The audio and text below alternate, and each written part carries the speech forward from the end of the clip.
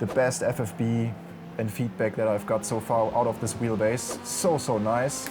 The entry into the world of direct drive wheelbases is getting more and more affordable. At this year's Gamescom and SimRacing Expo, Chinese manufacturer PXN caught our attention. They have a wide range of SimRacing products in the pipeline, which should become more accessible to the American and European markets in the future. From simple pedals and 3 Nm entry-level wheels to complete rigs, accessories, shifters, load cell pedals and the 16 Nm V12 direct drive, which is currently in the works. Today we take a closer look at one of the DD entry-level bundles, the 6 Nm V12 Lite with the PDHM pedals, which should be of particular interest to some due to its multi-platform usability.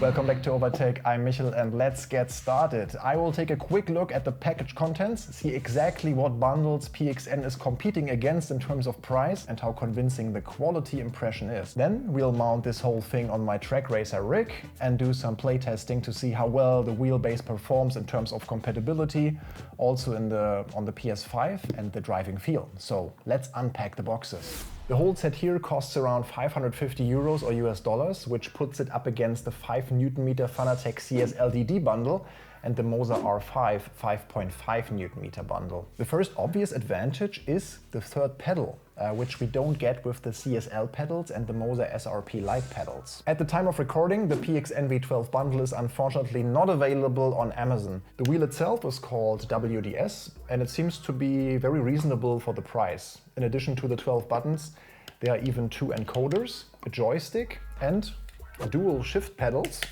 The already mentioned ES wheel from the Moza R5 bundle has none of the last 3 mentioned. The CSL standard wheel from Fanatec can only keep up with the joystick. The general appearance of the wheel is okay for the price. The flat bottomed wheel looks solid and even has an RGB shift light here. The 300 mm diameter is also a good sweet spot for a wheel like this.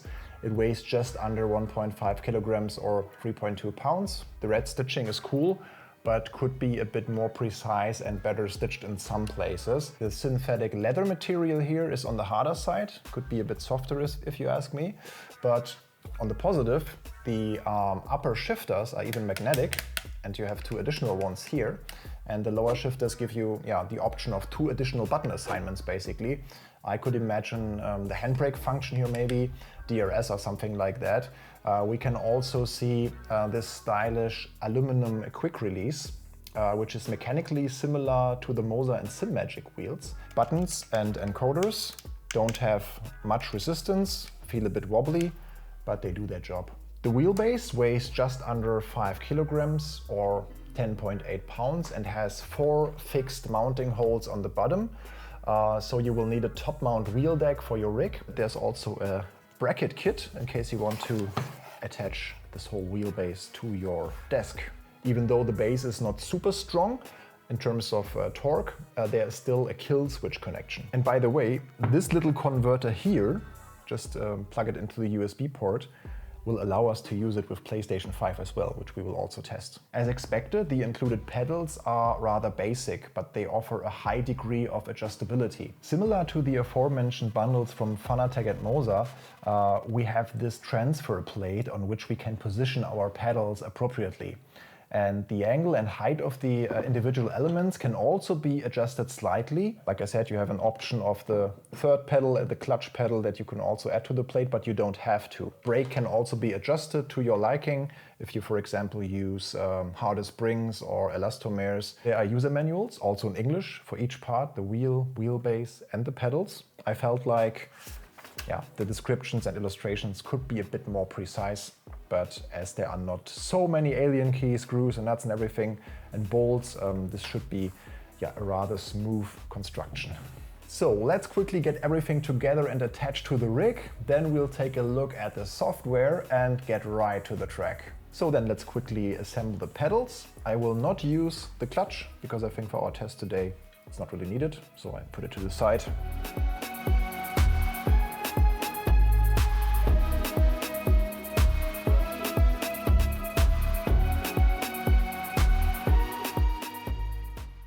Alright, pedals are on. I had to experiment just a little bit, and there was only one exact right option to fit all the screws here without any drilling or something.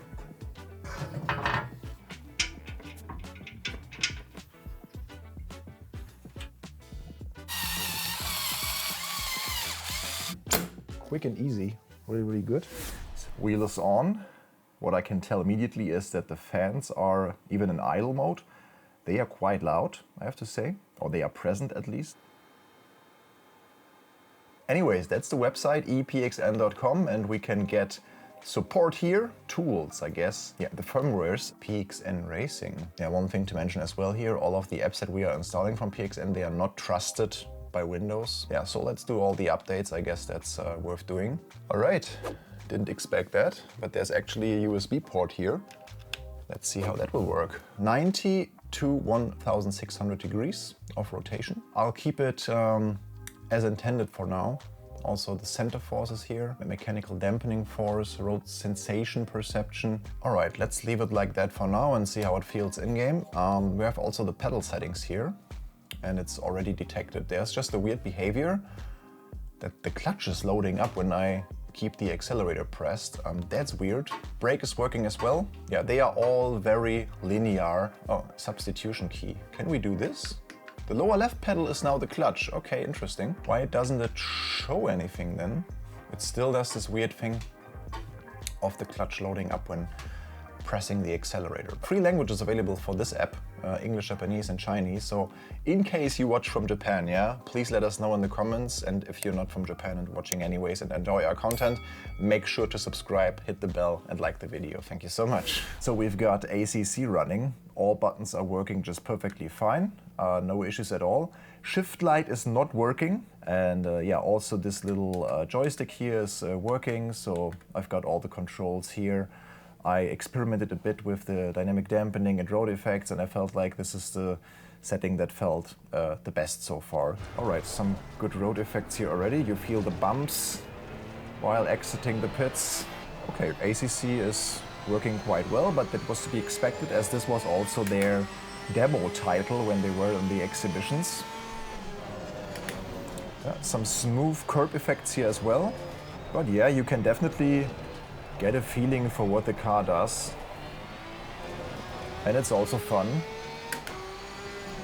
Yeah, how about the pedals? Yeah, when you are used to an Assetto Corsa, this brake feels quite soft, for sure. It has long travel. This would help with like driving street cars, for example. If you are not into the GT stuff, it's way better. But also this way, at least with the long travel, you can really do like the measurement and dose the force you apply to the brake. So it does work. I can steer, I feel the car, I have a good amount of road effects, and I'm also getting used to the pedals and the braking. So then let's give it a go in iRacing. Forces are just a tad stronger than in ACC. I've got a much better feeling for also the rear wheels when they step out. But still, like steering is a little bit numb in the center. Quite some good road effects here, especially on Road America. On this straight you have a few bumps and bits here and there. Car is working with me. But this is enjoyable. I feel like I can get up to speed quite quickly. Biggest issue is pretty much the brake and the pedal set that I'm not used to right now. But honestly, this test drive here in iRacing gave me a much more positive feel. Just the front tires and during steering, it's a bit numb, but otherwise, good feel for the car, for the road. And now I'm really curious. All right, we're testing Dirt Rally 2.0, so we also use the mode setting, application mode. I don't think that this will enable us to have like dynamic RGB shift LEDs. It's still like completely green and it's just constantly lighted up. So yeah, this won't change anything in terms of shift lighting. I'm not too sure how to change that. So these are my vibration and force feedback settings right now.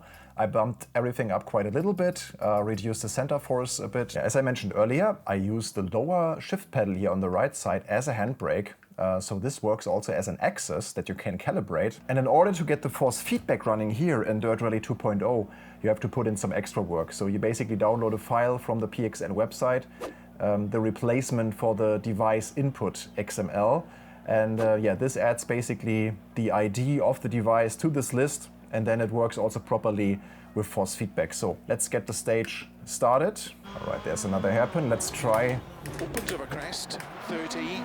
Oh, this works actually pretty well. 120. With the lower shift pedal used as a handbrake. It's one of the most dangerous corners here on the stage. Yeah, it works pretty well in case you can't fit a handbrake to your place where you're racing. It's a good compromise. Okay, let's try a gravel stage to see if there's even more road effects and better feedback. As expected, as general, gravel has a bit more detail and in general feels nicer in Dirt Rally 2.0. This also feels better. Here also over the jumps you feel something happening there, definitely in the force feedback. Opens over 60. Into 6 left over crest, 2 right tightens, yeah, it works a good amount of force into my arms, so as I'm used to stronger wheels still, I would say this one does the job of letting you know what's happening. Yeah, that's good fun. Whoop, into the tree. Yeah, I feel like there could be a little bit of more fine detail in terms of yeah, stone chips and elevation changes. But the overall force and feeling for the car is definitely there. So I wonder what will be the difference to EA Sports WRC with this wheel. All right, so the principle with the XML magic is basically the same as with Dirt Rally 2.0. Just add the device code to your device defines XML. Oh, there's force feedback. So Dirt Rally 2.0 did not have this rattling and shaking up on starting the stage. Oh nice, it works. And there's much more happening. Yeah, the forces could be stronger for my taste, so I would definitely prefer a stronger wheelbase. That is of course also more expensive in that case, but yeah, PXN will also have the V12 without the light to it. It has 10 Newton meter and they are, like I said, working on the V15. That is even more stronger, and yeah, if it's also then reliable and endurance proofed, I think this is a very solid feel and wheelbase also for rallying. Unpopular opinion, but I feel like in this scenario, testing back to back, the gravel feel in WRC is way better than in Dirt Rally 2.0. So it's time for the test with PlayStation 5 and Gran Turismo 7. I attached this little converter to the USB slot here, and I had to do some adjustments with the pedals. You maybe remember the little quirk we had in the software where pressing the accelerator also activated the clutch. So whenever I accelerated, it also pressed the clutch and my car went into neutral. So as a fix, and this is a bit unfortunate, I had to attach also the clutch pedal. Let's just get into a little race with Sophie here in Tsukuba. How does the steering angle look like? Very good. And this is the first time actually our RGB shift light is working. So on the PC titles it didn't. Now it does something. When I go into the ref limiter, it even starts, give it a second, yeah, it starts blinking. Yeah, you got to feel understeer as well as the road. I would even say it's a really good wheel for Gran Turismo at this point, because it just drives very well. If you go higher with the max force, it starts to get a bit annoying when you just drive on a straight. So for example here in Tsukuba, this effect of the wheel rattling itself loose when you don't keep it in your hands, this would get even stronger, and now I have it in a way that it's balanced. Let's also do a quick test here with Assetto Corsa. Oh, I think Tourist variant might be the wrong one. Yeah, front wheel drive, but I had a very good feeling out of the box when the front tires were spinning. The wheel told me that in a very, very smooth and good way. From the tested titles so far, this is by far the best FFB and feedback that I've got so far out of this wheelbase. So nice. Yeah, as you can also see, there's no visible or noticeable delay here, input delay. Once you have made settings and adjustments or modified the corresponding XML files as with Direct Drive 2.0 or WRC, the wheel makes a very solid impression. However, the user experience needs to be much more pleasant and easier, especially for beginners. This is especially true for the software. Unsigned Windows drivers, inadequate instructions, missing translations and bugs such as with the pedals sometimes significantly spoil the fun. The good news is that the problems should be solvable in the short term. You should also be aware that service and warranty issues can be difficult with a Chinese import, but even some long-established manufacturers have their problems. At first glance, however, the wheel looks well made and like a serious attempt to attack the direct drive market. And that's always good for us, the customers. If you want to see more hardware, I recommend this playlist. Thanks for watching, have a great week.